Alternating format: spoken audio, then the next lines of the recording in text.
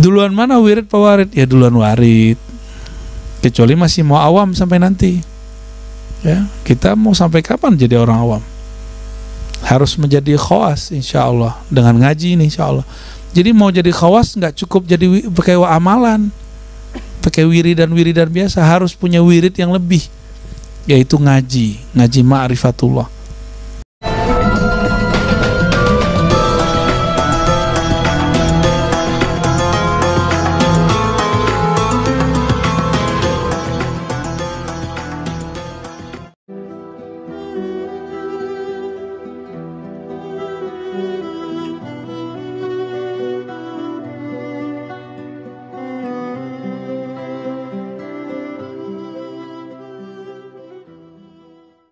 Bismillahirrahmanirrahim. Izin abati. Tadi dari hikmah yang dibaca ada istilah wirid dan warid. Yang saya ingin tanyakan, apakah warid itu hanya timbul dari wirid? Dan apakah warid itu hanya timbul dari wirid? Hanya yang kedua, tanda-tanda apakah kalau kita telah berwirid tapi tidak mendapatkan warid? Itu mungkin yang bisa saya sampaikan. Terima kasih. Assalamualaikum.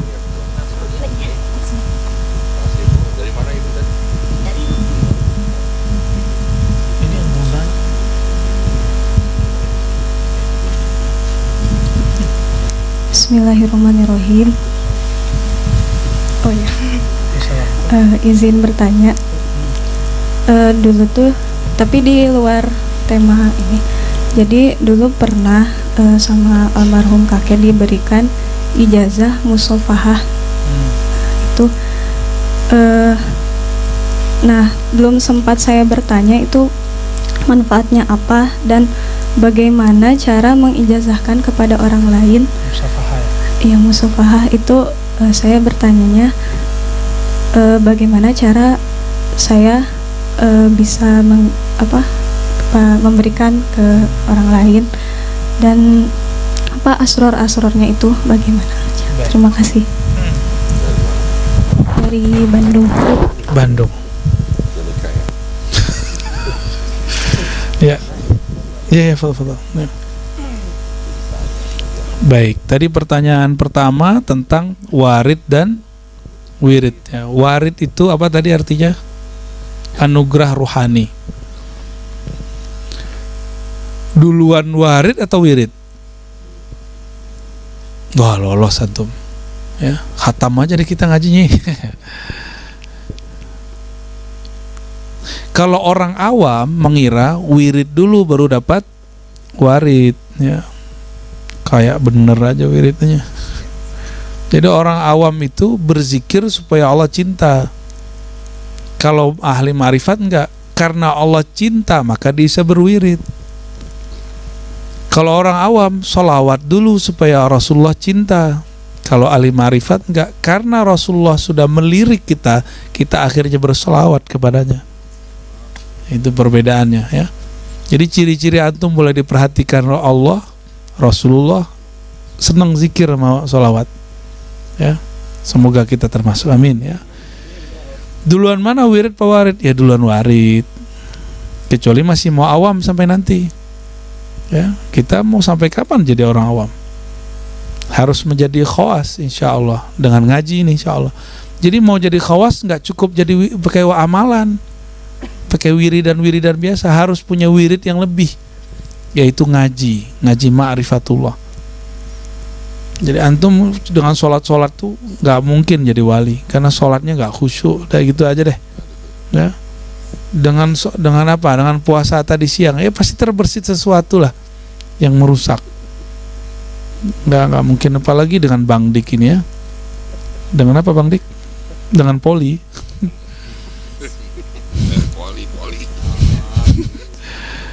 Ya, tadi ada pertanyaan dari Bandung ya. Ijazah musofahah. Musofahah artinya salam-salaman. Itu namanya musalsal bil musofahah. Musalsal artinya menirukan apa yang Nabi lakukan kemudian ditirukan sahabat-sahabat, ditiru tabi'in terus sampai sekarang. Makanya salamannya guru-guru ahli hadis dan ahli zikir itu diriwayatkan dari gurunya sampai ke Nabi. Nah, maka ada metode-metode musafahah, cara bersalaman yang beragam ya. Nah, dalam hal ini kenapa ada ijazah musafahah? Apa asrarnya? Ini tanda bahwa ahli hadis, ahli zikir sampai sekarang, jangankan masalah akidah, salaman aja diriwayatkan, ada ijazahnya gitu ya. Asrarnya apa? Menirukan gerak Nabi Sallallahu Alaihi Wasallam. Nah, setiap menirukan Nabi itu kan wusul. Jadi mau wusul kepada Allah cukup tirukan Nabi Muhammad Sallallahu Alaihi Wasallam. Karena wusulnya seorang hamba itu kalau dia dilirik Rasulullah Sallallahu Alaihi Wasallam. Karena Allah hanya melirik kalbu Nabi Muhammad. Kalau Nabi Muhammad sudah melirik kita kan enak ya. Dan bagaimana cara mengijazahkannya? Harus tahu ininya, sanadnya, atau minimal ingat kakekku dulu mengijazahkan, ijazahin. Mungkin kalau umuran kakeknya umur berapa ya, murid-murid Syekh Yasin atau Syekh Umar Hamdan kali ya, ulama Mekah ya, mungkin jalurnya ke sana. Kalau bisa dicek di kitab-kitab yang dipunyai oleh kakek itu, apakah dia punya kitab musalsal. Jika ketemu berarti sanadnya udah langsung. Kalau enggak nanti musalsalnya makan hafiz saja, pakai akad.